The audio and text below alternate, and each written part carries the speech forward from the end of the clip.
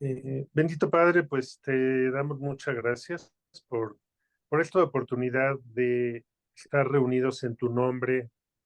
Eh, Sabemos que tú estás entre nosotros, aún con esta maravilla de la tecnología moderna, del Zoom, que cada quien estamos a kilómetros, pero tú estás en medio de todos.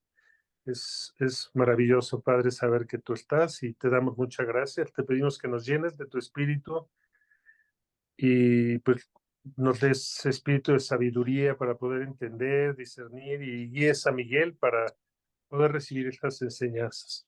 Te pedimos también quien todavía se va a conectar, que lo pueda hacer sin ningún problema y todos podamos recibir esta bendición. Gracias, Dios, por tu amor, en el nombre de Jesús. Amén. Amén. Amén. Bien, pues vamos a continuar con nuestro estudio. Y fíjense que lo bueno, ahora que estaba retomando, viendo, pasando, eh, la parte que vamos a ver hoy precisamente es una parte que es la secuela del pecado. Recuerden que estamos en el capítulo, bueno, en la parte de la disposición de Dios hacia el pecador. Siempre Dios será propicio cuando se le busca, pero una de las consecuencias del pecado, y este es otro subtítulo, es entregados a la miseria. O sea, todos los hombres pecamos y resultan innumerables e indescriptibles las miserias que experimentamos en la vida.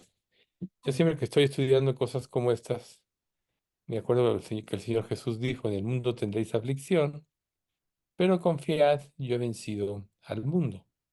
Y la realidad precisamente es que nosotros, en el falso evangelio, recuerden que te ponen una fotografía de que todo va a ser muy hermoso, de que todo va a ser, y en un sentido la gracia de Dios lo es, el estar liberados de la esclavitud del pecado lo es, el tener el Espíritu Santo llenarnos del gozo cuando le buscamos lo es, pero vivimos en un mundo corrompido, tenemos nuestras luchas, como dice Gálatas, el deseo de la carne es contra el Espíritu y el del Espíritu contra la carne, y estos dos se oponen entre sí para que no hagáis lo que quisieres.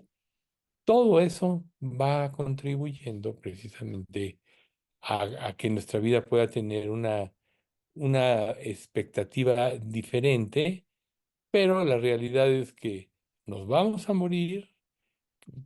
La realidad es que estamos viviendo en un sentido no solo las consecuencias del pecado, sino el juicio sobre el pecado. Recuerden ustedes que aunque Dios va a juzgar definitivamente en el infierno, o sea, el pecado que surgió a raíz de la desobediencia de Adán y de Eva se transmite ahora por Adán, por el hombre. Por eso es que todos nacemos con esa naturaleza rebelde y contradictoria en contra de Dios, pero esto solo es una evidencia de que tenemos una naturaleza caída y que vivimos en un mundo caído. Si no fuera de esta manera, nosotros tendríamos siempre felicidad en un sentido, nos despreocuparíamos de todo, pero pues vemos que este mundo de una u otra manera nos afecta desde la contaminación, desde los alimentos, de todo lo que le ponen a las cosechas, todo lo que le dan a los animales para que se reproduzcan rápido, etcétera, pues que son hormonas, todo eso nos afecta a nosotros.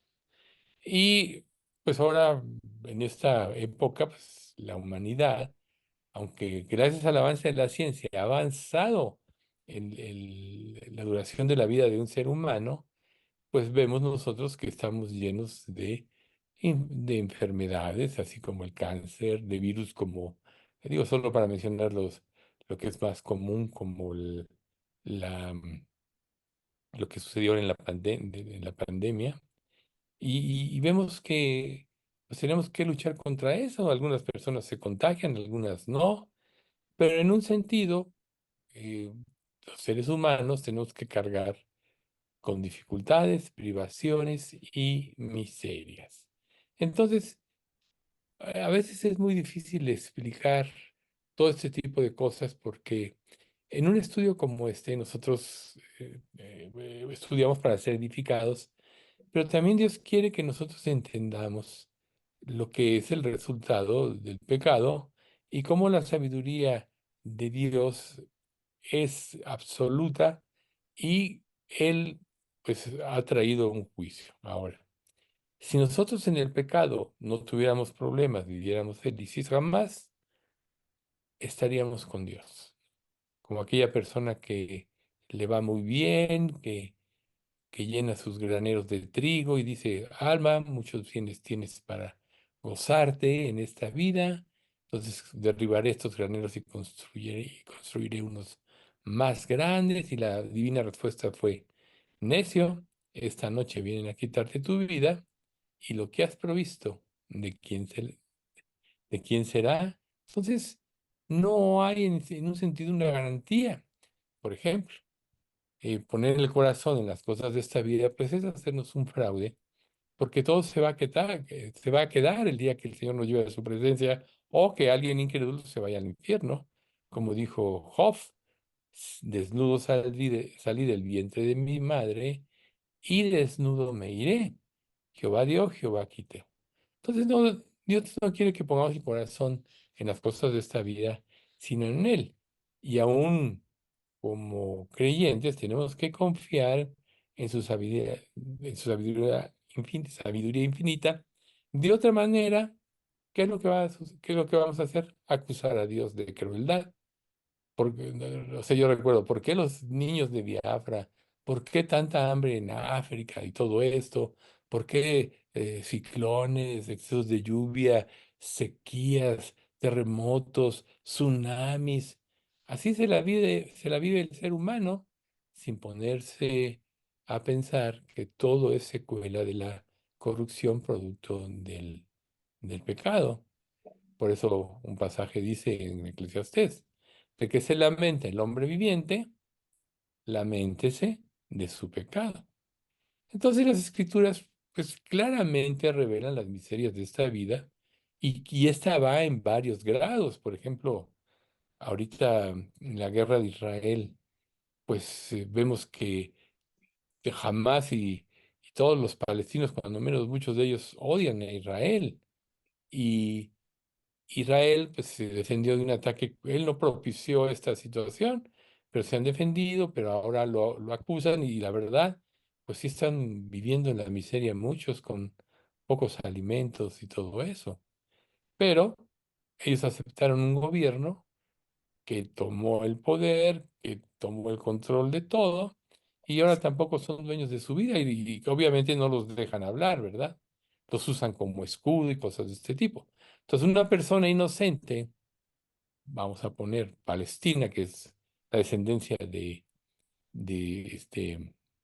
pues prácticamente de Saúl, ¿no?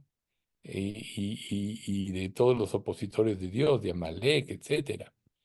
O sea, niños inocentes aparentemente sufren, pero en realidad en otros lados sin guerra sufren. En cambio hay países como Estados Unidos que tienen una sobreproducción de trigo y lo tiran al mar para que no baje el precio del trigo, en lugar de regalarlo a los pobres, ¿no? Mandarlo a África para que se alimente la gente, o como en la guerra de Ucrania, ¿no? O sea, Ucrania es uno de los principales proveedores de trigo en el mundo y vemos ahora que le impiden sacarlo en su mayoría. Y la gente está padeciendo por falta del trigo que es vital. Y eso es el egoísmo, el sufrimiento de las personas, porque ¿qué culpa puede tener un niñito chiquito de 3 5 7 años cuando no le dan de comer? Pues bueno, pues consecuencia del pecado. Y como dice Romanos 1:18, la ira de Dios se revela desde el cielo contra toda impiedad e injusticia de los hombres. Ahí está. la ira de Dios se revela desde el cielo. Entonces, las miserias temporales de este mundo son un aspecto de esta revelación. Nunca debemos de quitar la vista, ya como creyentes, del sacrificio de Cristo, como un paréntesis, porque Dios, sabiendo todo esto, decidió hacerse hombre y darse o sea, descargar sobre él o ponerse en nuestro lugar en el juicio por el pecado, y eso es lo más grande y espantoso que puede haber. En eso consiste el amor de Dios. Y recuerden que Jesús dijo, yo pongo mi vida por mí mismo, nadie me la quita. Tengo poder para ponerla y tengo poder para volverla a tomar. Entonces fue voluntad de Dios. Eso está en Filipenses capítulo 2, el cual, siendo en forma de Dios, no estimó el ser igual a Dios como cosa que aferrarse, sino que se despojó a sí mismo tomando forma de siervo, hecho semejante a los hombres, etcétera. Entonces aquí nosotros podemos ver que el más grande acto de amor es precisamente Jesucristo. Pero fuera de Jesucristo, este mundo está lleno de injusticia. Padecemos, aunque seamos creyentes, en forma temporal de las miserias de este mundo. Y estas mismas hunden al aspecto, o sea, a la vida humana, y principalmente eh, revelan, reitero, el juicio de Dios, pero no están vacías de misericordia. Cuando yo eh, veo a veces toda esta situación que puede ser deprimente, me acuerdo de Miqueas 7, 18 y 19, que dice que Dios, como tú, que perdona la maldad y olvida el pecado del remanente de su heredad, no retuvo para siempre su enojo, antes se deleita en misericordia. Él volverá a tener misericordia de nosotros, sepultará nuestras iniquidades y echará en lo profundo del mar nuestros pecados. Ahí es donde los seres humanos tenemos siempre que voltear, y aún como creyentes que suframos pruebas, injusticias como consecuencia del pecado de otros, muchas veces nuestro mismo, pues tenemos que poner los ojos en Jesús, porque desde nuestro nacimiento hasta nuestra muerte, o que ya Dios nos lleve al cielo, no dejaremos de estar en corrupción, ¿sí? Y muchos juzgan a Dios de loco o loco de mente por esto, porque dicen, como si tú eres amor, propicias todo esto. Pero si Dios perdonara a las personas sin regenerarlas, sin que se arrepintieran, se cumpliría ese pasaje de Isaías. Se mostrará piedad al malvado y no aprenderá justicia. En tierra de rectitud hará iniquidad. Corromperían el cielo, ¿ven ustedes? Entonces, por eso Jesús le dijo a Nicodemo, el que no naciere de nuevo no puede entrar en el reino de Dios. Ahora, nosotros en este mundo recordemos algo muy importante para entender más profundamente el juicio de Dios. Y es precisamente cuando Adán y Eva pecaron. A la mujer se le dijo, multiplicaré los dolores en tus preñeces. Ese fue el juicio de la mujer. Y cada vez que hay un parto, etcétera, pues es una evidencia de este juicio de Dios. Y eh, pues bueno, aparte de todo eso, las calamidades, las catástrofes, como decíamos hace rato, las pestilencias, las hambrunas, etcétera. Recordemos, por ejemplo, que María, la madre de Jesús, ella fue escogida por Dios para ser la persona que trajera al Mesías al mundo, engendrado del Espíritu Santo. Pero, por ejemplo, en el Evangelio de Lucas, en la narración de todo esto, decía, y María ponía todas estas cosas en su corazón, porque le habían dicho, una espada traspasará tu misma alma. Entonces, tú podrías decir, oye, ¿cómo puede ser posible que aquella persona que Dios usó, que Dios santificó, que Dios purificó para venir al mundo, pues tenga que sufrir? Imagínense como madre. Primero, las cosas hermosas cuando nace, aunque fue en un pesebre por el edicto de César de que se tenían que registrar y van a Belén, etcétera, pero no había lugar en el hotel y tienen que pues dar luz en una posada, pero llegan los pastores porque se les aparecen los ángeles, vengan y adoren, etcétera. Y luego cuando se cumple el octavo día que van a presentar a Jesús al templo, Ana y otra persona, no se me fue el nombre, están ahí, dicen, este es el Mesías. Y todo ese tipo de cosas fueron hermosas, pero después, ¿qué sucedió? Pues tuvo que morir crucificado por los pecados y María estaba presente. Entonces, debe haber sido un dolor muy grande, o sea, una evidencia de la consecuencia del pecado. Por un lado, la solución que gracias a ese sacrificio, ahora todos podemos tener fe y esperanza de una nueva vida, todos que creemos en Jesús y nos arrepentimos, pero por otro lado, experimentamos luchas internas y muchas veces insatisfacción, intranquilidad, que de las cosas que pasan en este mundo que solo nos recuerdan la necesidad que tenemos, ¿sí? Entonces, por ejemplo, otra cuestión, el temor de la muerte, ¿no? La constante amenaza de la muerte. Por eso muchas personas buscan el elixir de la vida y en un sentido, con el avance de la ciencia, pues ha aumentado la edad de las personas en términos generales. Antes ni siquiera había enfermedades que se podían manifestar porque las personas se morían de 40, 50, 60 años, porque no había, por ejemplo, penicilina, antibióticos y cosas de ese tipo. Y ahora, pues la gente vive más, y como la Biblia dice, la vida del hombre son 70 años y si los más robustos 80, pues de todos modos, es aflicción, ¿sí? Entonces, ese temor del ser humano de buscar una solución fuera de Cristo, también lo tiene lleno de angustia. Simeón se llamaba la otra persona. Acordémonos de Howard Hughes, aquel archimillonario, que tenía tanto miedo que se aisló en una cámara para no ser contaminado de virus, tenía todo el dinero del mundo, pero estaba ahí en una habitación y de todos modos s- se murió. Entonces, esta es la cuestión. Estamos perdidos, necesitamos ser encontrados. ¿Por quién? Por Dios, recuerden. Nosotros le amamos a Él porque Él nos amó primero.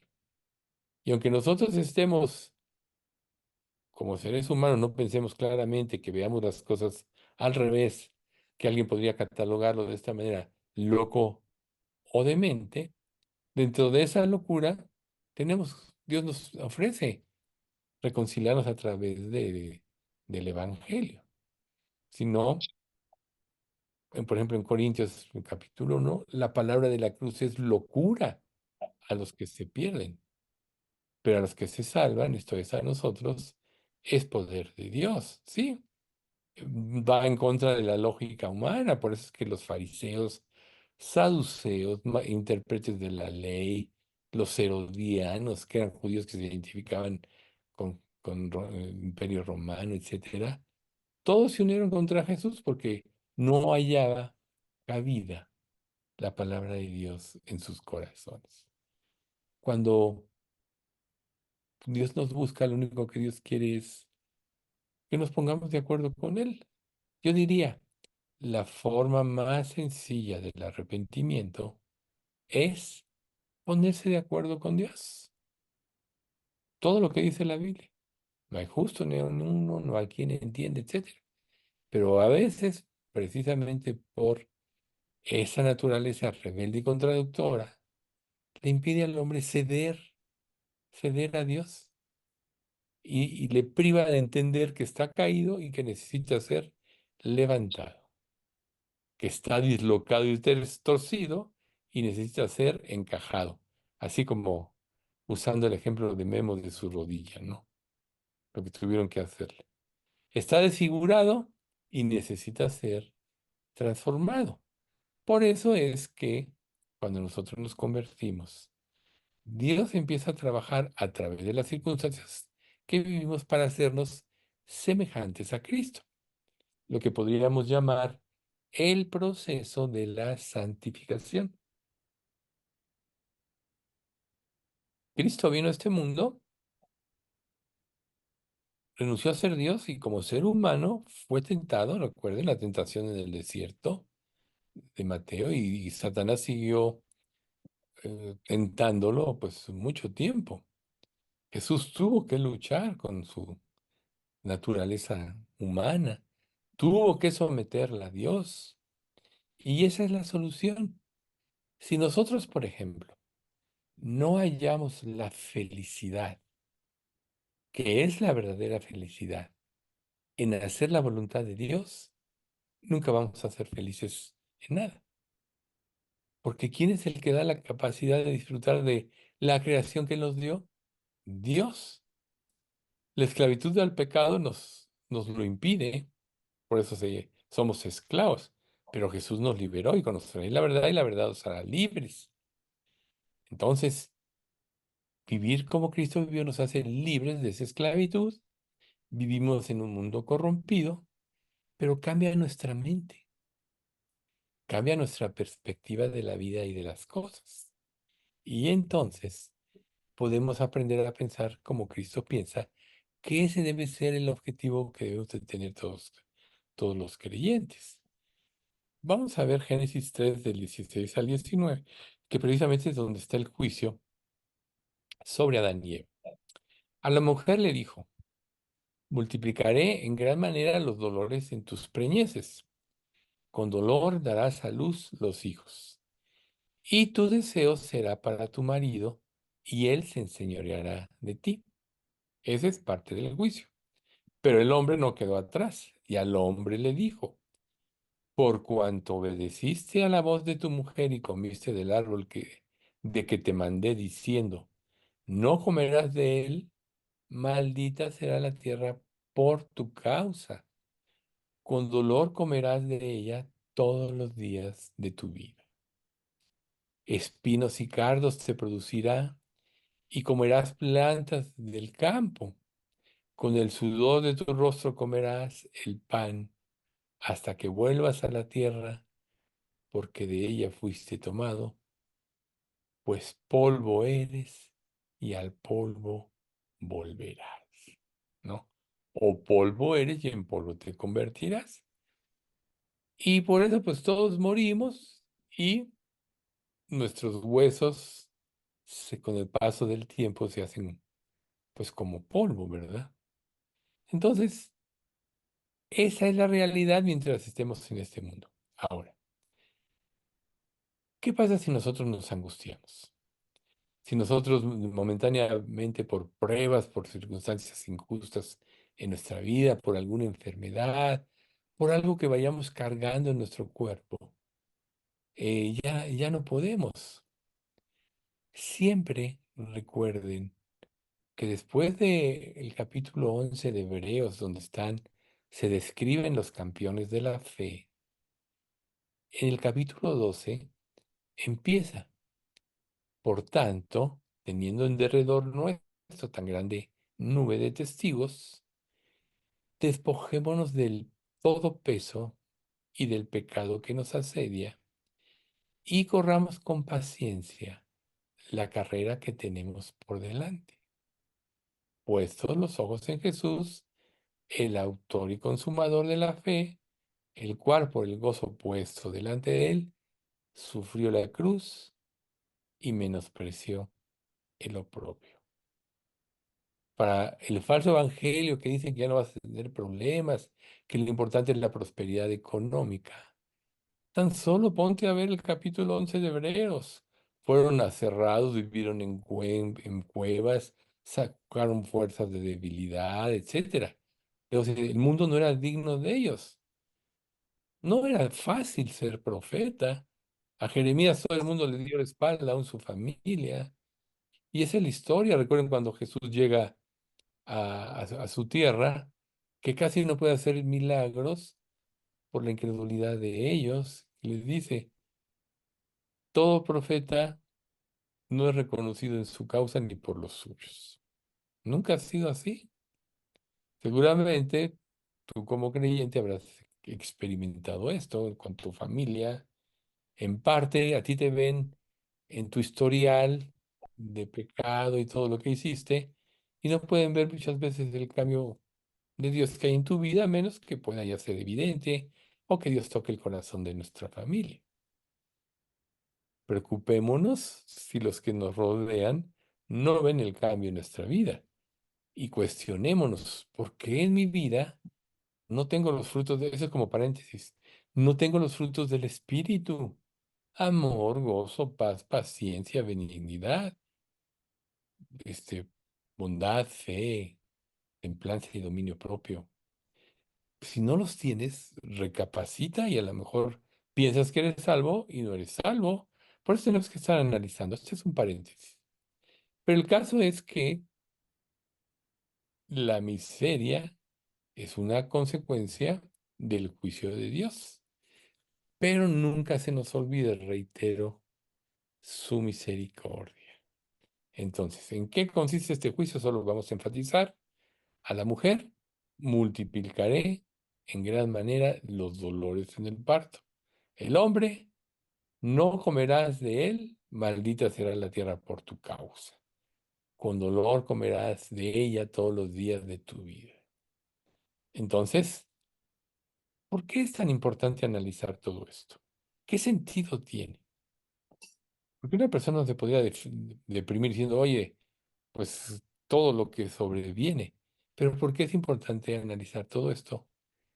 Para que sepamos lo que somos, para que sepamos de dónde nos sacó Dios y a dónde vamos. Reitero, si nosotros en esta vida sufriéramos los 80 años de nuestra vida, etcétera,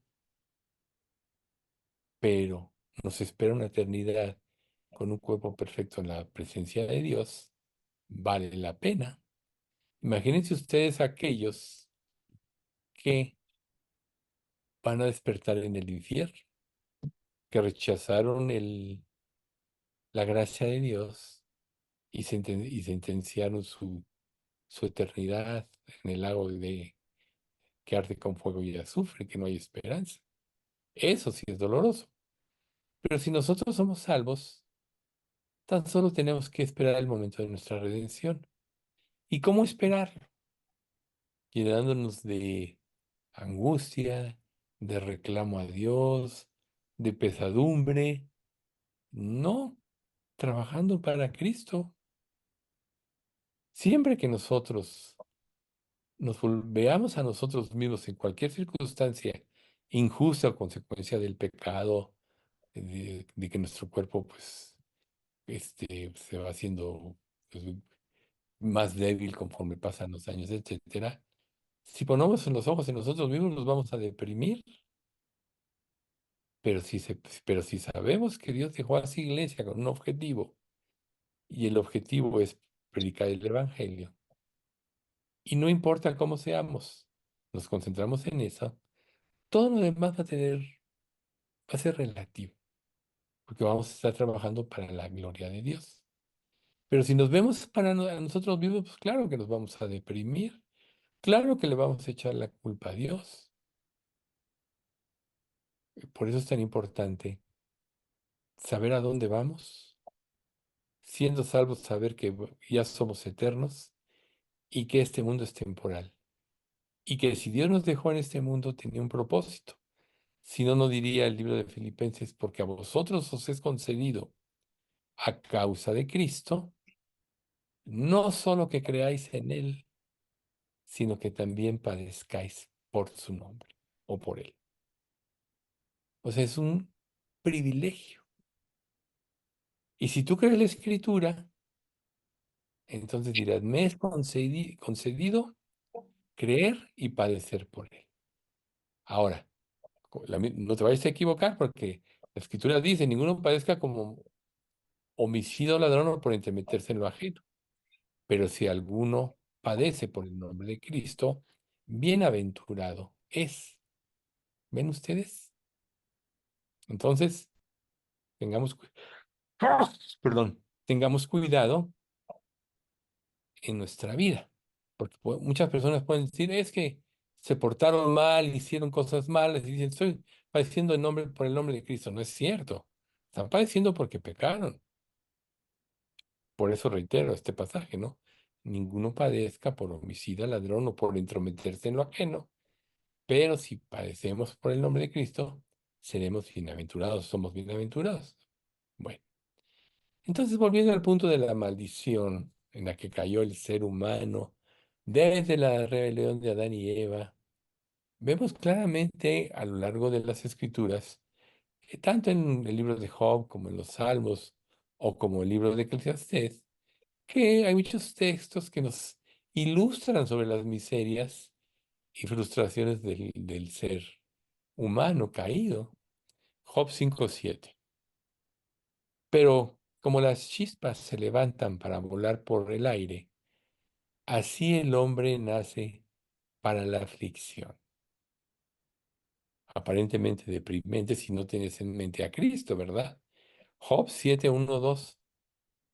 ¿No es acaso brega, o sea, trabajar afanosamente, la vida del hombre sobre la tierra y sus días como los días del jornalero? Como el siervo suspira por la sombra y como el jornalero espera el reposo de su trabajo, ¿sí?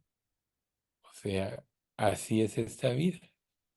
¿Cuántos de nosotros nos hemos tenido que levantar sin querer levantarnos? Tienes que ir a trabajar, tienes que cumplir tus obligaciones, etcétera. El día más difícil, pues es el lunes. ¿Por qué? Descansaste el domingo, ¿verdad? Que es el sábado también. Entonces, un día que le das a tu naturaleza humana descanso, ya después ya no quiere. O cuando vas de vacaciones, qué trabajo es volver a agarrar el ritmo cuando vuelves a trabajar, ¿verdad? Pues bueno, así es en la vida del hombre. Luego el Salmo 89:47. Recuerda cuán breve es mi tiempo. ¿Por qué habrás creado en vano a todo hijo de hombre? O sea, es el cuestionamiento del salmista, pero claro que no fue en vano. Recuerden, no tiene potestad el alfarero para hacer vasos para honra y vasos para deshonra. Si tú estás en Cristo, ya fuiste hecho un vaso para honra. Concéntrate en ello y lucha por los que todavía no son salvos, por lo que les espera. Hay muchos distractores en esta vida. Tú podrías pasarte sin parar viendo la televisión meses y hasta años, pero todo lo que este mundo te da te distrae de la realidad, de que la gente se está yendo al infierno. Yo no digo que no puedas disfrutar, distraerte a veces en algo, pero lo más importante es que tú estés concentrado en la misión que tienes para ti, ¿sí? Porque el destino del hombre sin Dios es el infierno. Eclesiastés 2:22 y 23.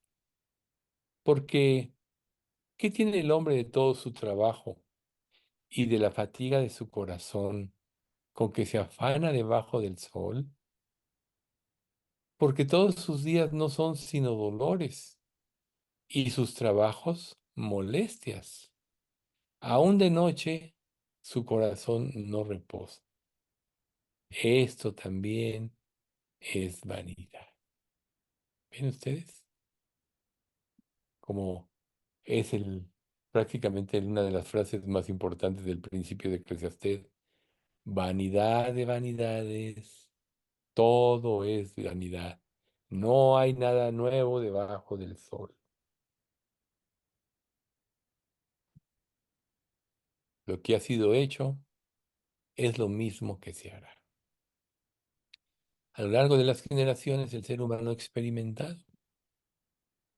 Sin embargo, ahora nosotros que somos definitivamente la última generación y que sin duda alguna nos va a tocar ver ser arrebatados por Cristo, aún nosotros como última generación tenemos, digo, a diferencia de generaciones anteriores, una luz incandescente de cosas cumplidas y de todas las ayudas tecnológicas que nos ayudan a compenetrarnos más en la palabra.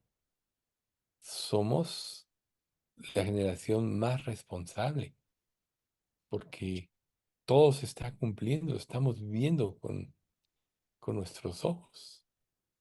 ¿Por qué distraernos en afanes de la vida que no aprovechan ni libran, como dice la misma Eclesiastés, porque son vanidades, ¿no?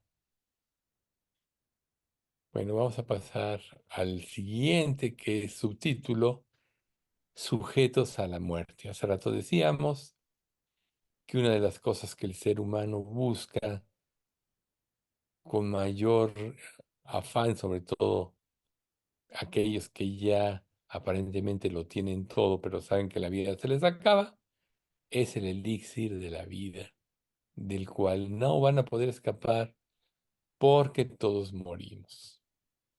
Entonces podemos ver a grandes hombres ante la humanidad, filósofos, etcétera, que dijeron muchas verdades, pero todos están muertos hoy. Entonces, la evidencia más grande para nosotros de la ira de Dios a causa de la rebelión del ser humano, Adán y Eva, en principio, contra Dios es o fue la muerte física.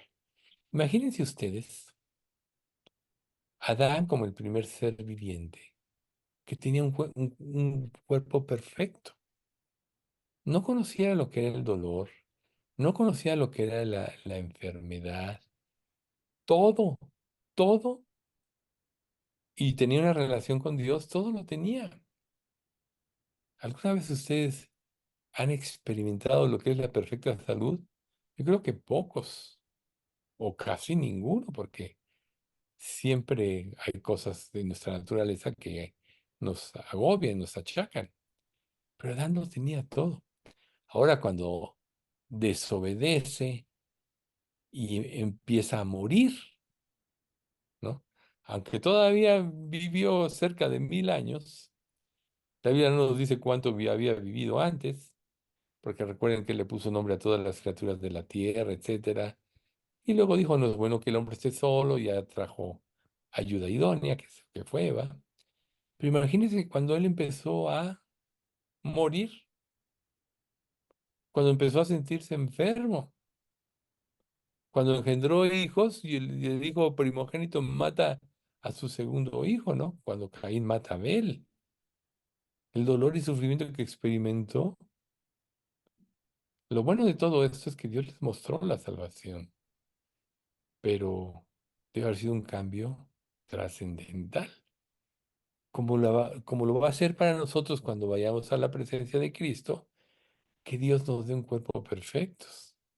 Como dice el 1 de Juan capítulo 3, mirad cuál amor nos ha dado el Padre para que seamos llamados hijos de Dios. Por eso el mundo no nos conoce, porque no le conoció a Él. Amados, ahora somos hijos de Dios y aún no se ha manifestado lo que hemos de ser, pero sabemos que cuando Él se manifieste, seremos semejantes a Él porque le veremos tal cual Él es.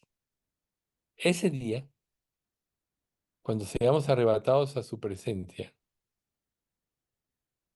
y seamos revestidos de nuestra nueva naturaleza, un cuerpo perfecto, no vamos a tener idea de lo que es. ¿Por qué no enfocar nuestra mente en estas cosas y no en las miserias de la vida? Eclesiastés 9:27, que es un pasaje muy claro, y de la manera que esté establecido para los hombres que mueran una sola vez y después de eso el juicio.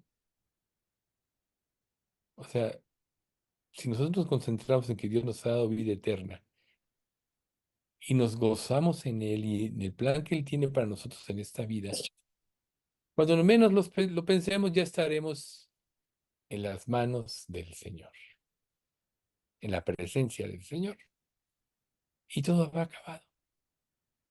¿Quién sabe si todas las personas que han muerto creyentes a lo largo desde Adán y Eva, a lo largo de estos miles de años, de esos 6.000 miles de años más o menos, para ellos es como murieron y luego ya viene el juicio o su revestimiento, porque ya no existe el tiempo.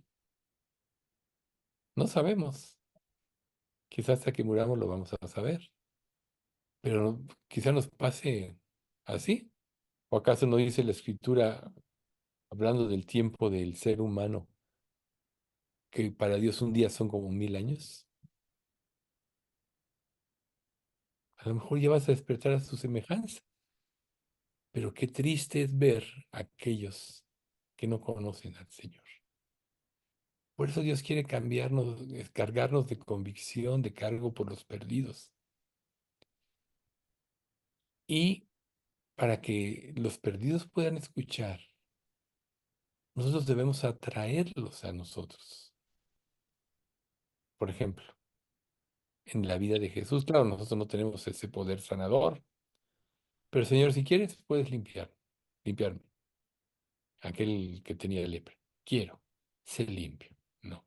La viuda de Naín ni siquiera le dijo a Jesús, y cuando Jesús vio que era su único hijo, lo llevaban, paró la procesión y revivió al muerto o a la hija de este eh, eh, capitán romano, como Jesús la resucitó también, ¿no? Porque creyó. Pero él tenía cuidado de las personas. Entonces, ¿cómo es nuestra relación con nuestro prójimo? Si solo nos vemos a nosotros mismos y queremos que la gente nos rinda, vamos a encuadrar en una palabra que no a mucha gente le gusta: narcisismo. Que solo tú quieres llamar la atención, solo tú quieres prevalecer lo que tú dices, solo tú quieres que la gente te rinda y no eres capaz de dar nada, haces sufrir a la gente. Eso no tiene nada que ver con los frutos del Espíritu. ¿Ven ustedes? Entonces tenemos que recapacitar en cómo es nuestra vida. Recuerden que lo que más nos prueba, ¿saben qué es? Nuestra familia. Ahí es donde somos más débiles y es donde quizá más tengamos que luchar. Pero ¿cómo luchar tú en tus fuerzas? No. Decir, voy a producir o levantar yo mi testimonio por ti mismo. No. El testimonio lo hace Jesús, pero lo hace porque vivas para Él, porque te goces en Él, porque apropies sus verdades, porque te sumes a sus planes como iglesia, etcétera, ¿no?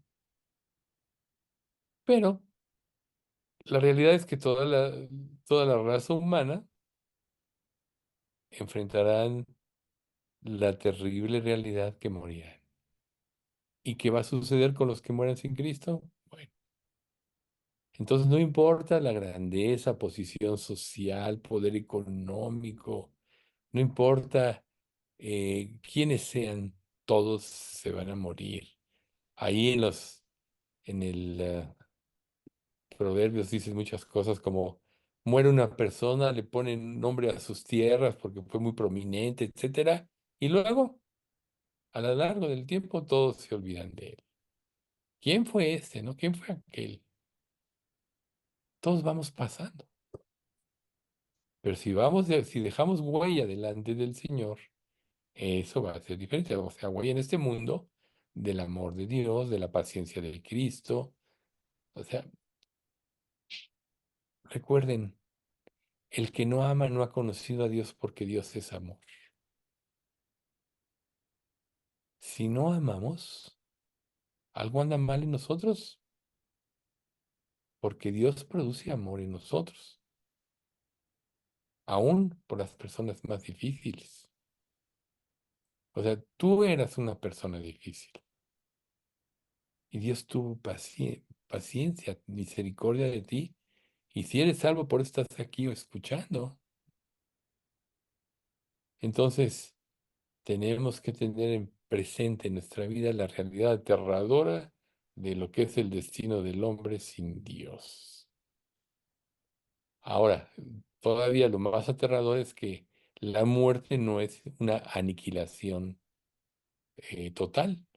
¿Cuánta gente no se suicida diciendo, ya voy a escapar de los problemas de este mundo? ¿Para qué ya sigo viviendo yo aquí? Me quito la vida.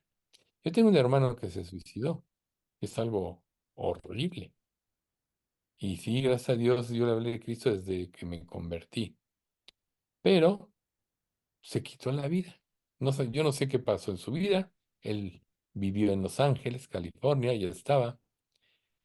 Pero una persona que se suicida, que quiere escapar, inmediatamente va a despertar a una realidad espantosa si no fue salvo. Entonces, qué importante es estar orando por las personas, estar al pendiente de las personas, de la conducta de la gente. Dígame una cosa,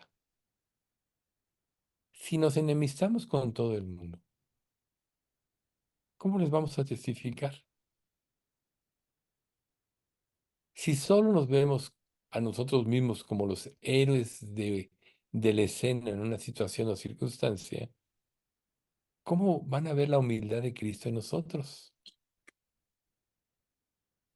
Acuérdense que Cristo, cuando los apóstoles empezaron a pelearse por quién tendría el mejor en la eternidad, mejor lugar en la eternidad, Jesús les dijo, el que quiera ser el mayor tiene que ser como el que sirve. Yo he venido a servir. ¿Mm? ¿Qué posesiones tenía Jesús? Nada. Quizá lo único de valor que tenía material era su manto de una sola costura de arriba abajo. O sea, yo no sé cómo lo hicieron en aquel entonces, pero eso sí tenía valor. Por eso los romanos hasta se lo rifaron, ¿verdad? Pero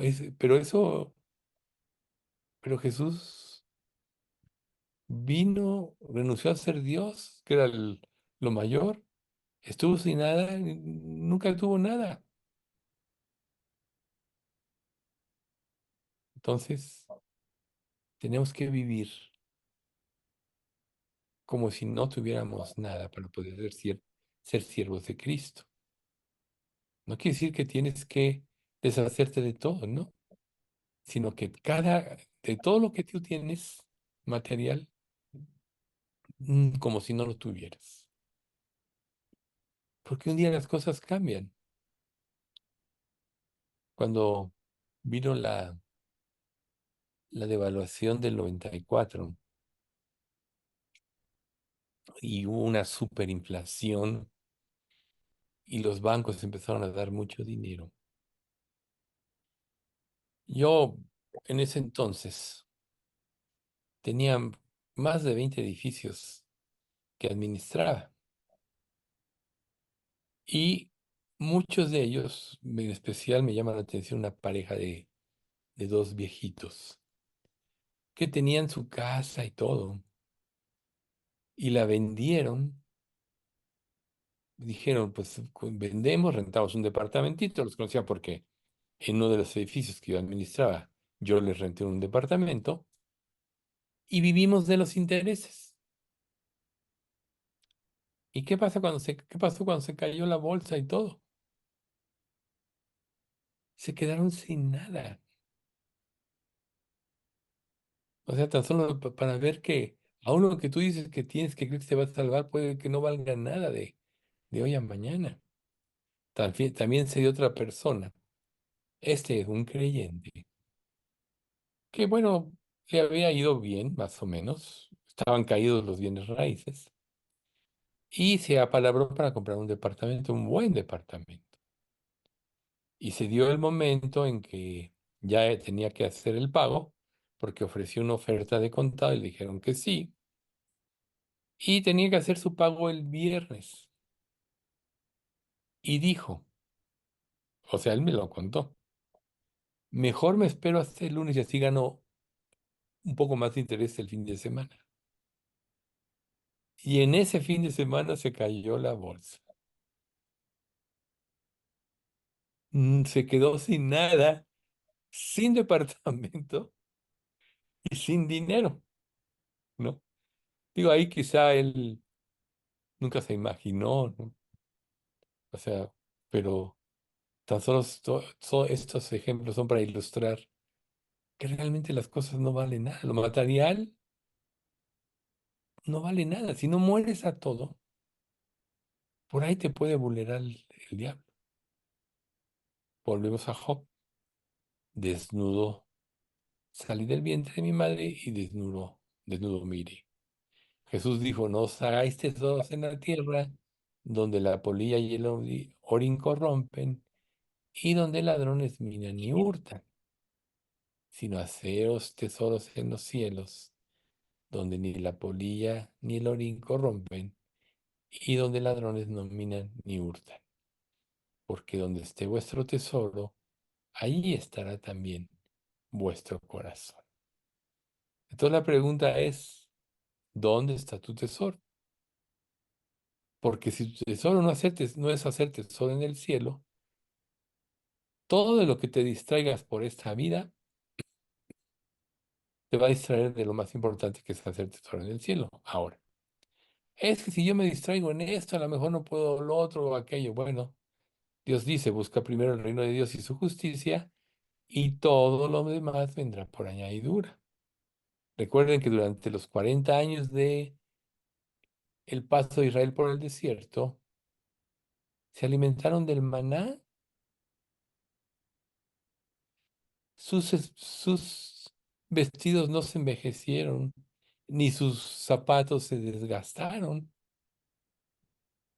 pero cada día tenían que esperar de Dios el alimento necesario, tan solo para que tomemos conciencia de que todos los seres humanos se van a morir, pero que no acaban las cosas en esta vida, y aunque una persona ponga su corazón y le vaya bien y sea exitoso en esta vida, de nada le va a valer toda su riqueza el día que se muera. Me platicaba una persona que él de su familia tiene cuñados muy ricos, que no tienen de qué preocuparse ellos y quizás dos, tres generaciones de tanto dinero que tienen. Y él como que es el pobre de la familia. Y yo le dije, es que ellos no saben que tú eres el rico, porque tú estás trabajando para la eternidad. Y todo lo que tú hagas por amor a Cristo va a prevalecer para la eternidad. Y ellos lo van a perder todo, aún su vida. Entonces, a veces quitamos los ojos de Jesús, los ponemos en esto, pero lo más importante es que el ser humano va a existir eternamente y continuará en la comunión eterna con Dios si se convierte y se arrepiente, o en la separación eterna de Dios en el infierno. Entonces es necesario que nosotros encontremos en la muerte o veamos no solo el juicio divino, sino también la misericordia. Recuerden ustedes, la misericordia triunfa sobre el juicio. Y me gustaría puntualizar otra cosa aquí para concluir o casi concluir. Y es la siguiente. Nosotros somos salvos, si lo somos, porque Dios tuvo misericordia de nosotros. Y nosotros tenemos que ver a cada persona que nos rodea, aun aquellas que nos hacen mal, como personas sin Dios que se van a ir al infierno si no le conocen. Y tenemos que pedir a Dios por su misericordia. Pero ¿cómo le pides a Dios por su misericordia si tú no eres misericordioso? Dice un pasaje en la Biblia. Con el misericordioso te mostrarás misericordioso e íntegro para con el hombre íntegro. O sea, Dios está diciendo que si nosotros aprendemos la misericordia sobre nosotros va a sobreabundar. Pero si no tenemos misericordia de los demás, si solo nos vemos a nosotros mismos como héroes de la escena, pues quizá no nos demos cuenta, pero estemos llenos de egoísmos y solo nos veamos a nosotros mismos. Y querrá decir que lo más grave, que no hemos apropiado la misericordia de Dios. ¿Ven ustedes? Meditemos en eso. Entonces, cada obituario, cada procesión funeraria, cada lápida sobre cada sepulcro, clama al ser humano que deje las preocupaciones vanas de este mundo y medite en la eternidad, que se prepare a sí mismo para encontrarse con Dios. Este es precisamente lo que Dios quiere de nosotros. Que Dios nos ayude. Vamos a dar gracias.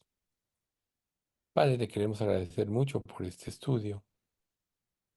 Como siempre, Señor, te agradecemos mucho la guía de tu Santo Espíritu para hacernos conscientes del dolor humano en este mundo a causa del juicio tuyo por el pecado. Pero también en este estudio nos has mostrado tu amor y tu misericordia que das oportunidad a todos para ir a ti. Por tanto, hoy queremos pedirte, Señor, que nos des amor por nuestro prójimo, amor por los demás. Tú mismo dices en tu palabra que el amor cubrirá multitud de pecados, que el amor cubrirá todas las faltas.